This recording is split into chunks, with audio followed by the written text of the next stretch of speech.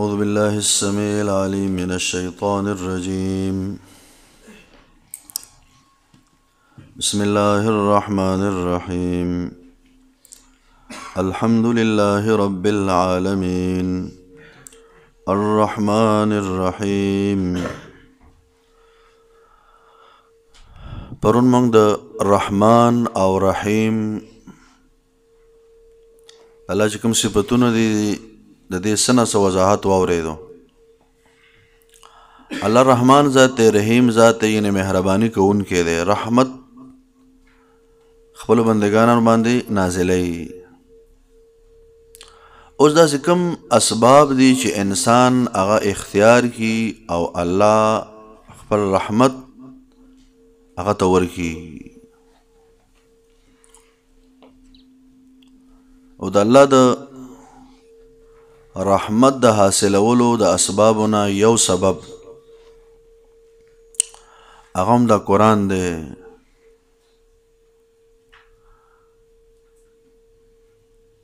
قرآن اوریدلو سره د الله رحمت حاصلیږي. د دې وینا سره او دې باندې ځان پوهه کولو سره خو به خامخا د الله رحمت حاصلیږي. دلیل بدایات دی: وَإِذَا قُرِئَ الْقُرْآنُ فَاسْتَمِعُوا لَهُ وَأَنصِتُوا لَعَلَّكُمْ تُرْحَمُونَ. قرآن چې لوستل کېږي نو د ده غوږ کېږدئ، خاموشي اختیار کړئ، د ده غوږ کېږدئ دې لپاره چې په تاسو باندې رحم وکړی شي. نو قرآن اورېدل سبب د رحمت دی. دویم سبب هغه احسان دی. ان رحمت الله قریب من المحسنین. احسان څه ته وایي؟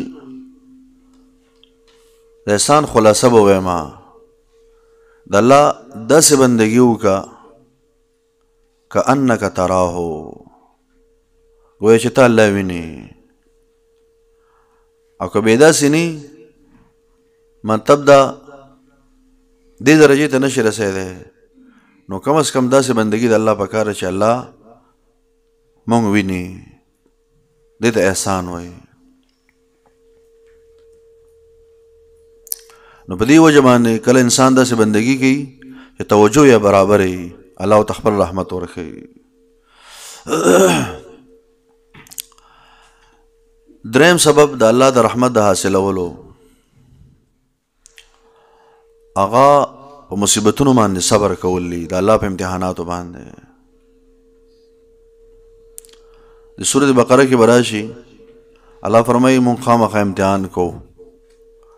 وَلَنَبْلُوَنَّكُمْ بِشَيْءٍ مِّنَ الْخَوْفِ، شابه خوف راولو، والجوع لوګا، ونقص من الاموال، مالونو کې کمی راشي، تجارت کې خلک نقصان وکړي، والانفس، بچی به دې وفات شي، رور به دې مړ شي، پلار به دې وفات شي، یا انفس ستا په بدن کې بس تکلیف پیدا شي، بیمار بشي. والثمرات، میوې غلې هغې باندې به ګلی راشي، طوفان به راشي. دا به ټول د الله طرف امتحان دی. بیا الله فرمایي وبشر الصابرین الذین اذا اصابتهم مصیبه قالوا انا لله وانا الیه راجعون اولئک علیهم صلوات من ربهم ورحمه. عقیده بریم صحیح دا به وایي چې یو خو د خلکو دا زبان نه چې بس مړی شي نو عادت یې انا لله وانا الیه راجعون، عادتا دا وایي. دا د عقیدې والا کلمه ده. یعنې ستا به دا عقیدې چې دا هر څه ما سره وکړه، الله وکړه، الله په دې خبرو باندې ښه پوهېږي، موږ هسې مور روان یو. یا به په تقدیر باندې به ایمان لري، تقدیري فیصله به وه. نو دغه مضبوط ایمان چې ستا و او صبر هم و، نو اولئک علیهم صلوات من ربهم ورحمه، رحمت په دې باندې حاصلېږي. بل سبب د الله د رحمت هغه اقامت الصلاة، مونځ کول دی، او بل زکات ورکول دی، او بل یقین د الله په آیاتونو باندې. دا درې واړه سببونه په یو آیات کې ذکر شوي دي.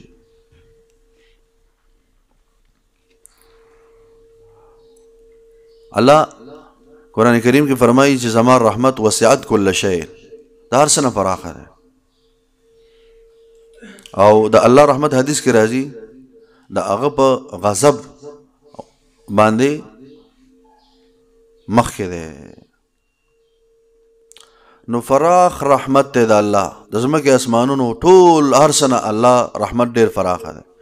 د چا دپاره الله لیکي فساکتبها للذین یتقون ما یقیمون الصلاة والتقوا ده. اقامت الصلاة نه، دلته تقوا ده. الذین یتقون یو چا کې چې تقوا یې، ویؤتون الزکاة او زکات ادا کوي. دویم سبب شو والذین هم بآیاتنا یؤمنون. د څه آیت دی کنه چې د الله په آیاتونو باندې ایمان لري. ایمان خو هسې چې سړی تقوا کې او زکات ورکړي مؤمن دی. د قرآن د سیاق سبق نه معلومیږي چې دلته د ایمان لغوي معنا مراد د یقین، چې د الله په آیاتونو باندې یقین ساتي نو الله د رحمت لیکي فساکتبها للذین یتقون ویؤتون الزکاة. نو درې سببونه داري د الله د رحمت د حاصلولو. بل سبب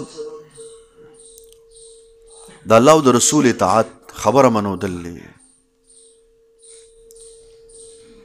اطیعوا الله والرسول لعلکم ترحمون. د رسول الله اطاعت د الله د رحمت سبب ده. بل جهاد د الله په لاره کې او شهادت دا دواړه ځان له سببونه دي. ولئن قتلتم فی سبیل الله او متم لمغفرة من الله ورحمة خیر مما یجمعون. د الله په لاره کې قتل کړی شو یعنی شهید شو یا تللی او په خپل مر وفات شو نو الله تا ته بخښنه کوي او رحمت دله درکوي. دا غوره دی مما د هغه څه نه یجمعون چې دا خلک را جمع کوي. خلک به سونا چاندي مالونه ګاډي او ځمکې او دا هر څه به را جمع کوي او ته خړ دوبر د الله په لاره کې شهید شوي. الله فرمایي ټوله دنیا چې سونا را جمع کوي دا ستا شهادت دی نه بهتر دی. خو مونږ چې د آیات د کوم مقصد دپاره ویلو نو هغه دا دی چې شهادت دا سبب د الله د رحمت دی. دغه شان یو سړی د الله په لاره کې لاړ شي نفس جهاد کوي یبشرهم ربهم برحمة منه، الله دې له زیری ورکړي په خپل رحمت سره. نو شهادت ځان له سبب د رحمت دی او جهاد ځان له سبب د رحمت دی.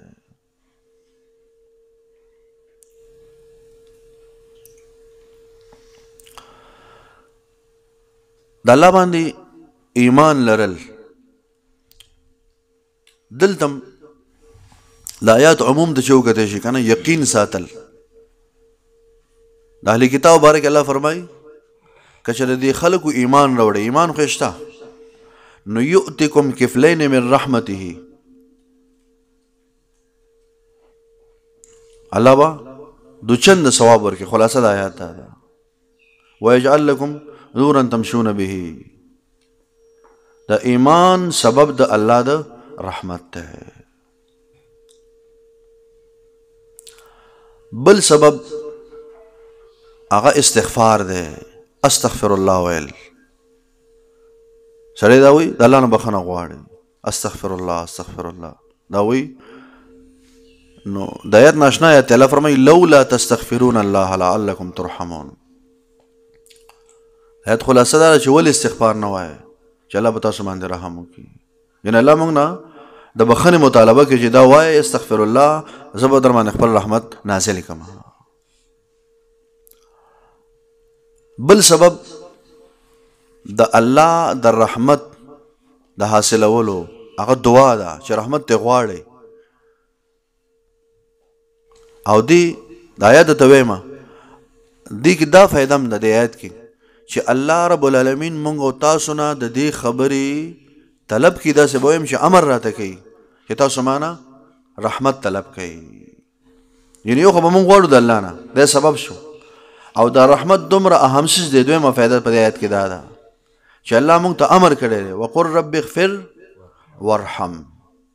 د الله نه بخښنه هم غواړي او رحمت بم ته طلب کې نو چې طلب کې درکې به کنه نو دعا د الله د رحمت د حاصلولو سبب شو او رحمت به عام شي وړو کې شي به نه الله په امر کړي لکه اقیم الصلاه باندې الله امر کړي کنه آتو زکات جاهدوا جهادو کوي نو په دې باندې الله امر کړي چې قل دا شوه پیغمبر چې رب اغفر ورحم پیغمبر ته چې الله ډایرک وی کنه چې داسې کوا هغه یو عظیم نعمت دی ګورخه لکه مثال الله خپل نبی ته وی قل رب زدنی علما اے نبی دا سوایا چې الله زما علم اضافه کړي نو انا دلته خپل نبی ته فرمایي چې نبی دا سوایا چې رب اغفر ورحم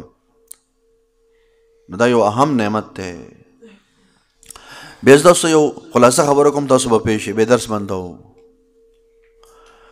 کوم شینه چې د الله د رحمت سببونه دي کنه خو چې د دې اپوزټ خصلتونه موږ تاسو کې راغله نو دا بل موضوع چې الله به موږ د خپل رحمت نه لري کوي